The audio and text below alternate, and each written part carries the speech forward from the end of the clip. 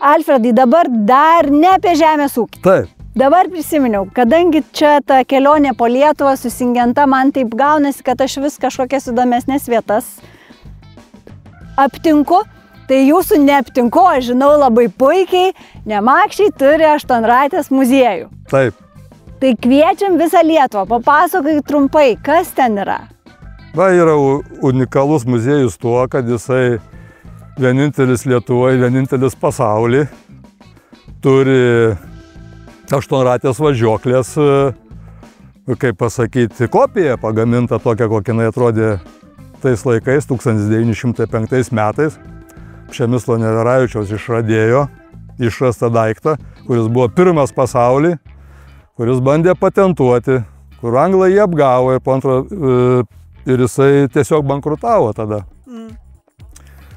Nes jam pavogė patentą, jis nusintė visus duomenis, tai va, bet mes turime Aštuonratės važiuoklės draugiją, aš irgi esu narys, mano draugai, ūkininkai, kolegos, esam nariai.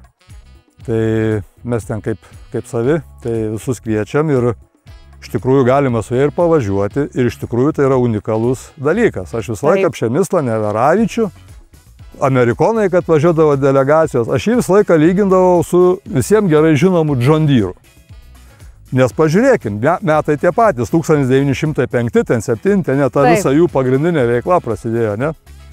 Tai Přemyslas Neveravičius 1900, man rodos, ar 5 ar 7, dabar bijau, kad nesuklyščiau, metais jisai gavo iš caro Rusijos privilegiją, kad tą, ką jisai sukūrė, niekas tokio daikto nėra sukūręs. Prašau. Bet tai nebuvo patentas, va čia visa problema. Ir dėl to jisai prarado. Tai mes galėjom Lietuvoje garsėti, jeigu viskas nebūtų tie pirmas pasaulinis, antro, jeigu nebūtų pasaulinio karo buvę, būtumėm nepriklausomi, galbūt buvę Nemakščiai garsėję kaip kokie vokiečiai su Mercedeso gamykla ar su kažkuo, nes tai buvo jo idėja, autobusų sukurti ir taip toliau. Tai čia yra visa istorija, reikia atvažiuoti tenai, pavažiuoti, pamatyti seną, pamatyti naujesnį ir ten yra labai daug dalykų. Ir apie šitą žmogų, ar apie jo brolį, kuris karininkas Lietuvos buvo, ten yra labai daug, iš vis labai, ten keli pastatai, 2 valandų neužteks, įspėju iš karto. Žinokite, aš tikrai ten buvus ir ten yra fantastiška vieta ir draugija labai puikiai, tai kviečiu visus, atvažiuokit čia į Nemakščius, aplankykit Aštuonratės muziejų. Ačiū labai, Alfredai, labai smagu buvo susitikti. Gerai, dėkui, iki.